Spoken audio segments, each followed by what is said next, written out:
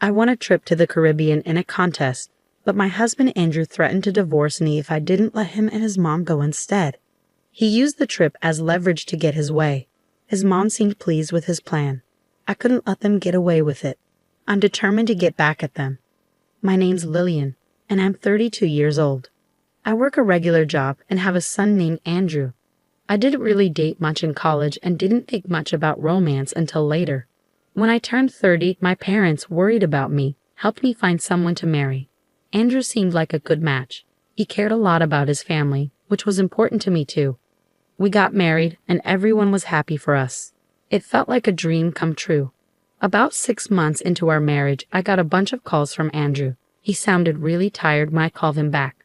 He told me his dad, Alfred, had collapsed at home and was rushed to the hospital. It was shocking news because Alfred had always been healthy.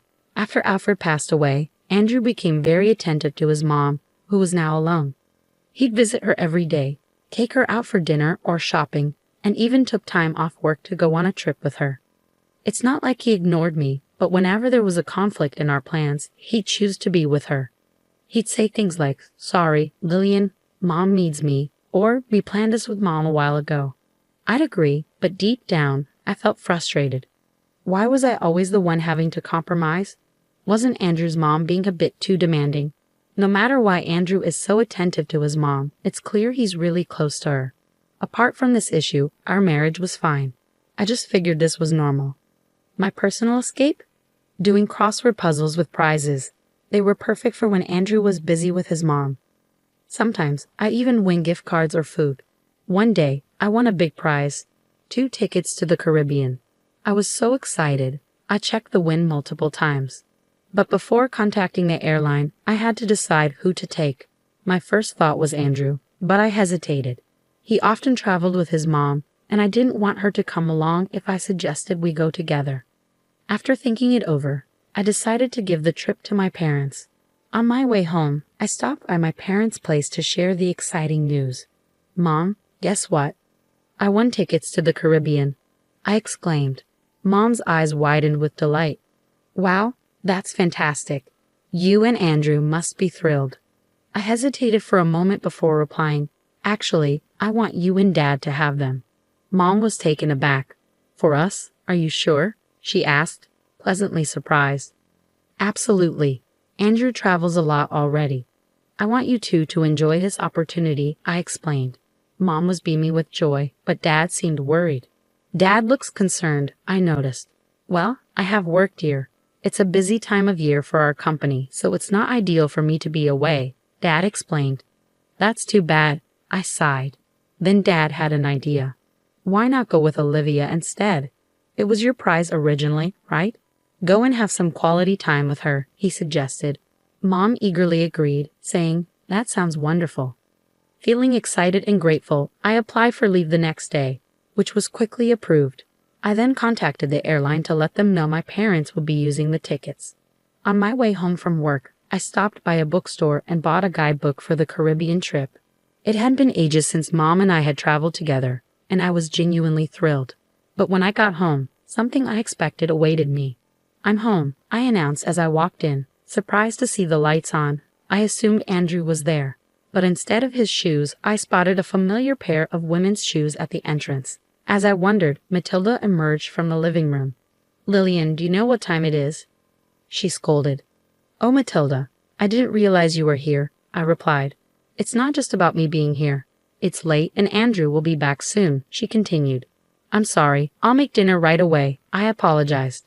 But Matilda didn't stop there. She criticized me for not making the bed and questioned if I took my role as a daughter-in-law seriously. Matilda sighed, blaming my working for the situation. According to her, I should prioritize home over work. She had a key to our place and often dropped by unexpectedly since she lived nearby. Matilda held old-fashioned beliefs about a daughter-in-law's role, expecting me to serve Andrew and the family without question. Her constant criticism made it hard for me to warm up to her. As I unpacked and began making dinner, Matilda suddenly exclaimed, "Wait, what's this, Lillian? Are you planning a trip to the Caribbean?" She had found the guidebook I had just bought. "Matilda, why are you going through my stuff?" I asked, annoyed. "That's not the point. Why are you going to the Caribbean? She demanded.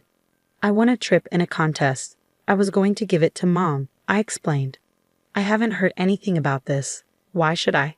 Matilda snapped back. Our argument was interrupted by Andrew's arrival. Matilda quickly told him what she found, pointing at me accusingly. Andrew, listen. Lillian's being thoughtless. Did she do something wrong? She asked. Andrew turned to me, his expression stern. What's going on? He demanded. I won the trip and wanted to give it to my parents. But since Dad can't go, you're going with Mom. I replied calmly. Why did you talk to me about this? It's my prize, Andrew said, looking frustrated. What's the big deal? You always travel with Matilda, I retorted. It's not the same. Mom and I only go on trips within the country. We haven't been abroad in years. How could you decide this without talking to me? Andrew slammed his hand on the table, cutting me off. You're getting too bold for a daughter-in-law. Mom and I are going. You stay home. Mommy, I couldn't hide my disdain at Andrew's childish word choice. Wait a minute. This trip, you've had enough. If you're not happy, let's talk about divorce. Divorce? I couldn't believe what I was hearing. Threatening divorce over something like this seemed absurd to me. Fuming, I shot back. I won this trip fair and square. I'd already decided to give it to my own mom. Can't you just pick up on the signals for once? Mom wants to go. When does it end with putting Matilda first? You never think about how I feel. I don't care how you feel. Like I said, this trip is for me and Mommy. Stay home and behave. Andrew insisted coldly. My affection for Andrew was quickly fading. It was clear I ranked lower than Matilda in his eyes. I couldn't keep dealing with the ridiculous dynamic, so I calmly told Andrew, fine, do what you want and enjoy your trip. You should have listened in the first place. Do what you want, Andrew replied dismissively, a far cry from the caring Andrew I once knew. Meanwhile, Matilda looked smug and victorious. I decided to leave the house while they were away on their trip.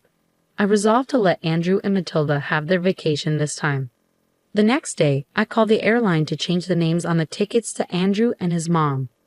But the operator sounded worried as they told me, I'm sorry, but once the participants are confirmed, we can't change them. Is that so? I asked, feeling disappointed. Yes. Plus, this ticket requires the actual winner to be one of the travelers. So if it's your husband and mother-in-law, the ticket won't work, the operator explained. So, if I don't go, the ticket is useless, I clarified. Exactly. Please check the documents we sent you. They mention this condition, they advised. After reviewing the documents, I found out that only the winner could use the ticket, and it couldn't be transferred. I explained this to the operator and decided not to go on the trip without telling Andrew and Matilda. Instead, I made plans to let them travel at their own expense.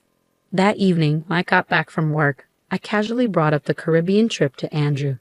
Hey, about the trip. I started. Yeah? Did you talk to the airline? Are Mommy and I all set to go? Andrew asked eagerly. I did call them. Here are the winning documents and the tickets. I only need the tickets. I won't bother reading the documents, I replied. But there might be important details in there, especially since it's an international trip, Andrew suggested. I don't think I need to. Mommy and I have got it covered. We're efficient, unlike you, I retorted. Fine, whatever. I'll leave them here just in case, Andrew said, sounding annoyed. As I expected, Andrew didn't bother to read the documents. On the day of the trip, after making sure Andrew had left, I packed my bags and went to my parents' house. While unpacking, as I anticipated, I got a call from Andrew. As soon as I picked up, he started shouting. Hey, what's going on? They're saying the ticket can't be used, he exclaimed. That's right. If the winner doesn't go, the ticket is invalid, I explained calmly. What? Why didn't you tell me this earlier? Andrew demanded. I did tell you, remember? I mentioned it might be a good idea to read the instructions, I reminded him. You mean it was written in those documents he gave me? Andrew asked, sounding frustrated. Exactly. It's your fault for not reading. This is ridiculous. So how are we supposed to get to the Caribbean?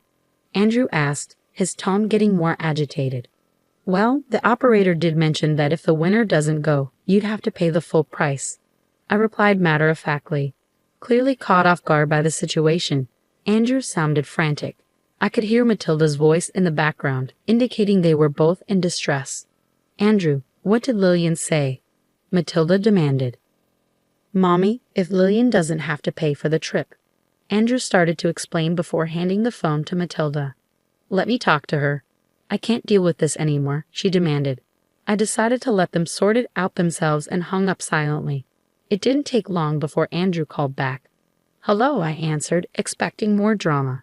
What is it now? I'm busy, I said coldly. It's not. What is it? Andrew sounded flustered. I tried to buy the tickets, but the credit card isn't working, he explained. Huh?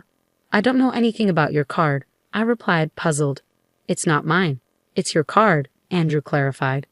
Oh, so you're saying you used my card without my permission? I accused. I just need to fix it now. When I checked my wallet this morning, my card was missing. I had a hunch and immediately froze it. I knew you stole it, Andrew retorted. Are you kidding me? I was planning to shop with that card abroad. Always messing things up, you jerk. I fired back. You freaking witch. Andrew snapped. He showed no remorse for taking the trip or for using my card without permission. This guy always put himself first. Fed up with his behavior, I coldly told him off. A jerk? Who were you calling that after mocking others all the time? You should just go to hell, I exclaimed. What? Who are you talking to like that? Andrew asked, sounding offended. Who do you think? Calling out for Mommy is honestly creepy. If you love Mommy so much, why don't you two just stay together? I can't handle you, a mama's boy. There's no value in us being married, I declared. Hey, calm down. If you keep this up, we'll divorce, Andrew threatened. Fine by me. I was thinking the same thing. I've left the house and don't plan to come back. Enjoy your time abroad with your beloved Mommy. Hope you both drown in the Caribbean. I shot back before hanging up, feeling both angry and relieved. Furious, I ended the calls and blocked Andrew and his mother. Then, I went to a law firm my dad suggested and started the process of ending my marriage. When I looked at our savings to divide our assets, I saw that our joint account was empty. Andrew had taken out money multiple times, all around the time he went on a trip with his mom. It was clear he used the money for their travels. And he also used my credit card without asking. I demanded a big payment from him.